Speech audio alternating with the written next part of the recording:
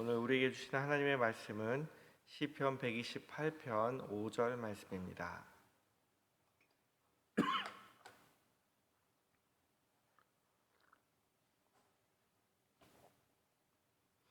한 절 말씀 같이 읽겠습니다. 여호와께서 시온에서 내게 복을 주실지어다. 너는 평생에 예루살렘의 번영을 보며. 아멘. 계속해서 시편 128편에 대해서 이야기를 하고 있지만 시편 128편은 하나님이 주시는 복에 대해서 말씀하고 있습니다. 1절은 우리가 일하는 복이죠. 손이 수고한 대로 먹게 해주신다고 약속하셨고요. 두 번째로는 가정의 복입니다. 배우자의 복, 기쁨을 주는 그런 배우자, 자녀들은 어린 감람나무처럼 하나님께 귀하게 쓰임받는 자녀들. 그리고 오늘 세 번째 복이 바로 이 영적인 복으로 교회에서 하나님 복을 주신다라는 말씀을 하고 있습니다. 오늘 4절 말씀에 보면 여호와를 경외하는 자가 이같이 복을 얻는다라고 말씀하시고 그 다음 말씀 바로 뒤에 하나님이 이 모든 복을 주시는 곳이 어디라고 말씀하세요? 시온, 하나님의 이름을 두신 곳, 하나님이 계신 곳이라고 이야기를 하고 있습니다. 시온은 성전이 있는 성산을 이야기하면서 예루살렘을 이야기하거든요. 그래서 그곳에는 하나님의 임재를 상징하는 이제 처소를 이야기하면서 거기 성전이 지어져 있었습니다. 그래서 하나님께서는 이 모든 것의 중심에, 삶의 중심에 하나님이 계신 그 성전을 중심으로 살아가라고 말씀하세요. 같은 민족이 그 지역으로 흩어져 살다가도 1년에 3번이면 다 함께 모여서 하나님 앞에 예배하고 그다음 잔치를 벌일 수 있도록 하나님 부르셨어요. 시인은 그들이 지으시고 인도하시는 하나님을 그 믿는 믿음의 터, 소망의 터 위에서 하나님 복 주신다라고 고백을 하고 있습니다. 이 앞에 말씀들을 이제 같이 생각해 보면 우리가 살다 보면 큰 어려움이 있을 수 있습니다. 고난이 있을 수 있습니다. 가정의 위기가 있을 수 있고요. 부부간의 위기가 있을 수 있습니다. 그러나 그 모든 어려움이 있다 할지라도 우리가 가정이 무너지지 않는 이유가 무엇이냐면 우리 안에 하나님을 믿는 믿음과 거룩한 그 소망의 구심점이 하나님이 되시기 때문에 무너지지 않는다라고 이야기를 해요. 우리가 많은 고난을 누리지만 회복의 은혜를 누릴 수 있는 것은 하나님이 함께 계시기 때문입니다.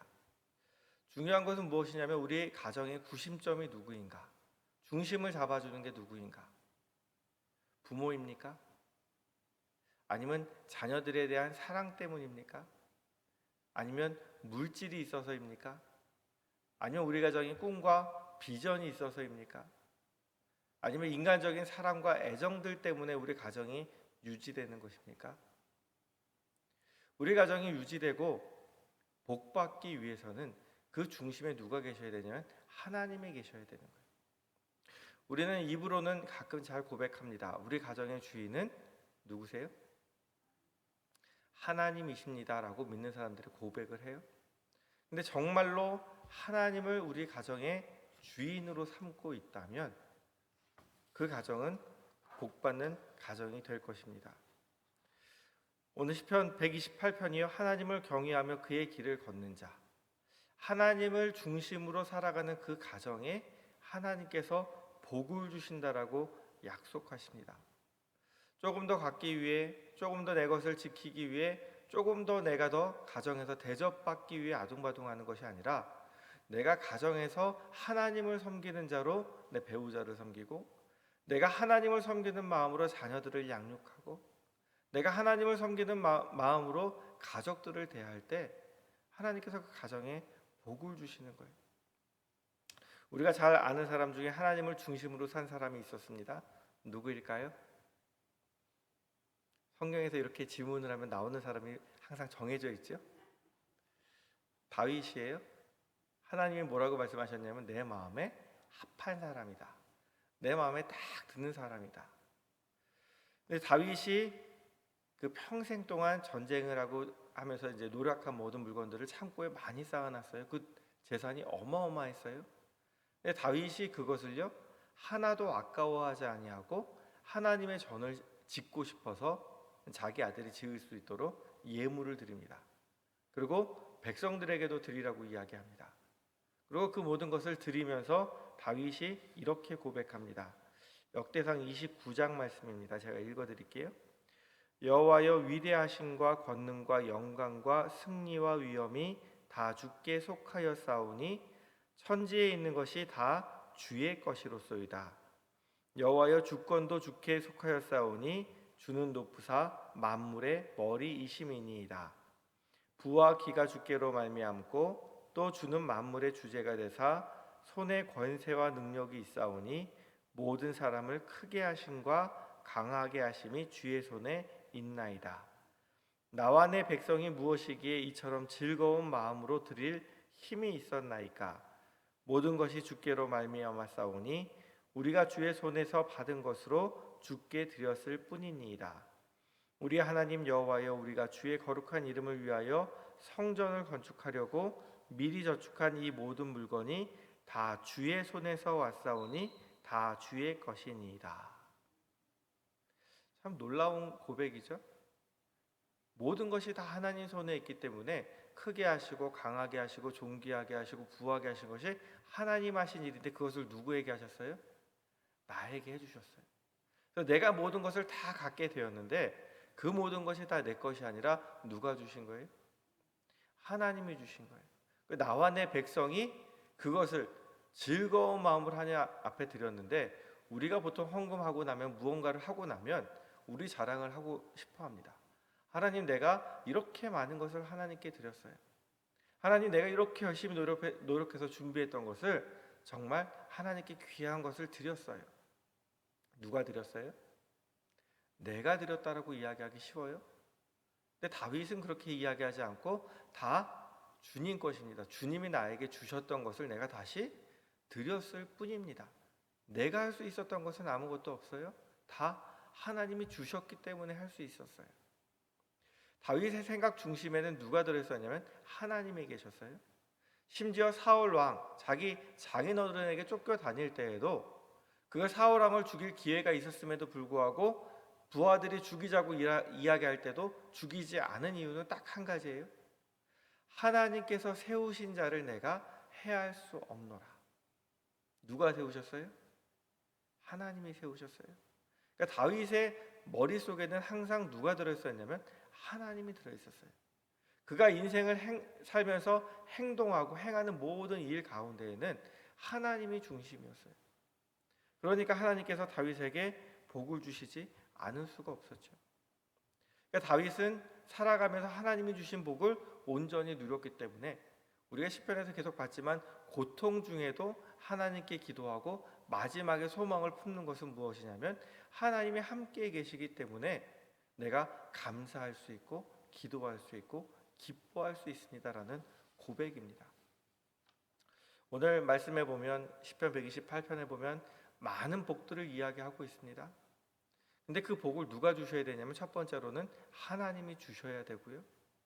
두 번째로는 하나님께서 그것을 누리게 하셔야 내가 기쁨으로 누릴 수 있다는 것을 기억하시기 바랍니다. 하나님을 중심으로 사는 자에게 하나님께서 복을 주시는데 어디에서 복을 주세요? 오늘 말씀에 보니까 시온, 지금으로 말하면 교회에서 하나님을 의지하고 섬기는 자에게 복을 주신다라고 말씀을 하세요. 지금 코로나 시대로 우리가 요즘은 유튜브로 예배를 드리는 것이 이제 보편화됐습니다. 젊은 사람들이 올 수 있어도 오지 않고 집에서 예배 드리거나 놀러 가서 예배를 드리는 거예요. 근데 지금만 이런 것이 아니에요. 미국에서 케이블 TV가 보급되기 시작하면서 무엇이 유행했냐 하면 온라인 교회가 유행을 했어요. 직접 교회 가지 않아요? 내가 어디서나 하나님 믿을 수 있어. 내가 어디서나 예배할 수 있어. 그러니까 집에서 TV를 보면서 설교를 듣고 거기다 온라인으로 헌금을 하는 거예요. 그래서 많은 목사님들이 교회 예배당을 갖추는 것이 아니라 성가대 몇 명 놓고 본인이 설교하고, 그러고 나서 이제 온라인으로 헌금 받고, 신방도 없어요, 주일날 모임도 없어요, 행사도 없어요, 그냥 예배만 같이 드리는 거예요. 왜요? 모든 것이 귀찮고 그냥 예배 드리면 끝이라는 생각이 있으니까. 내가 어디서나 예배를 드렸으면 신앙생활 잘한다고 생각하니까. 근데 오늘날 이루어지는 일들이 바로 이런 일들이 다시 이루어지고 있어요. 하나님 앞에서 내가 예배만 드리면 신앙생활을 잘한 것으로 착각을 하는 거예요. 근데 하나님께서는 어디에서 복을 주신다고요? 시온에서 복을 주신다고요. 이스라엘의 사람들이 자기가 흩어진 지역에서 예배를 드릴 자리가 없었습니까? 그들에게도 회당이 있었습니다. 그들은 자기가 살아가면서 매 안식일마다 회당에 모여서 예배를 드리고 말씀을 상고했습니다. 그럼에도 불구하고 1년에 3차례는 꼭 하나님의 전으로 나와서 예배를 드리는 거예요. 하나님이 함께 예배 드리라고 말씀하시는 거예요. 온 가족이, 온 친척이, 온 마을이, 온 민족이 모여서 우리가 믿음 안에서 하나 된 공동체임을 확인하는 시간이 바로 함께 모여서 예배드리는 시간인 거예요. 각 가정에서 가정 예배를 드릴 수 있습니다. 우리가 속한 곳에서 따로 예배를 드릴 수 있습니다. 그런데 하나님께서 모여서 함께 예배 드리라는 거예요. 왜냐하면 그 믿음을 가진 사람이 나만 있는 것이 아니라 우리가 하나님 안에서 믿음의 공동체라는 것을 깨닫게 하시기 위해서. 오늘 기도하시면서 각 가정에 시편 128편 약속하신 복을 주시되, 하나님 어디서 복을 주신다 그랬어요? 시온, 하나님 계신 교회에서. 하나님, 우리가 교회를 중심으로 하는 신앙이 회복되게 해달라고 함께 기도하셔야 됩니다. 우리가 나 편하자고 집에서만 예배 드리자 보면요, 서로 관계도 끊어지고요, 너와 내가 신앙생활하지만 아무 상관없는 사람들이 돼요. 하나님이 원하시지 않는 몸의 각 지체라고 얘기했는데 손 따로 발 따로 눈 따로 입 따로 다 따로 살아가는 거예요. 모래알처럼. 홍가루 집안도 아니고. 하나님께서는 우리가 한 곳에서 모여서 하나님을 중심으로 같은 믿음을 확인하고 하나님 안에서 교제하고 그곳에서 함께 복받기를 원하시는 거예요. 내가 살다 보면 어렵고 힘들 때가 있지만 어렵고 힘든 때를 이겨낸 그분들을 통해서 하나님께서는 또 나에게 소망을 주시고 함께 힘을 내라고 격려해 주길 원하고 계신 거예요. 나 혼자만 살아가는 것이 아니라 우리는 하나님 안에서 함께 살아가는 사람임을, 함께 살아가는 믿음의 공동체임을 기억하시기 바랍니다. 하나님, 도원동교회가 하나님 모이기를 게을리하는 교회가 아니라 하나님 안에서 함께 모이고 하나님 안에서 서로 사랑하고 하나님 안에서 서로 격려해주며 하나님 안에서 힘들 때 서로 위로해주면서 하나 되는 공동체로 하나님 안에서 함께 복받는 공동체가 되게 해달라고 기도하시는 저와 성도님들 되기 원합니다. 오늘 기도하실 때 교회를 위해서, 우리 성도들을 위해서 함께 기도해 주시기 바랍니다. 기도하겠습니다. 하나님 아버지, 우리도 하나님이 원하시는 것처럼 하나님을 중심으로 살아가는 성도와 가정과 교회 되게 하여 주옵소서.